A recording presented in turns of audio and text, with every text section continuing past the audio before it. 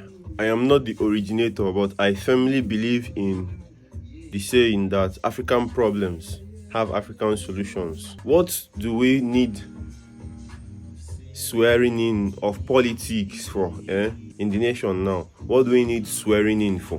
What do we need that activity for? Where they are promising if Obuna Saile, what do we need swearing in for?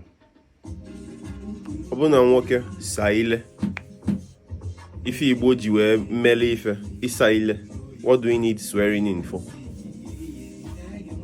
Bring back Isaile. Bring back Isaile. Bring back Isaile.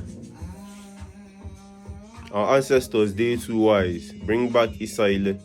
They get functional solutions, no be exaggerated, unnecessary ones. Bring back Isaile. And again, it no go better for Christians.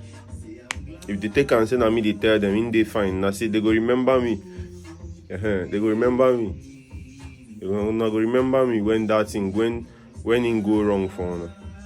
When it go wrong drastically for honor. You go remember me.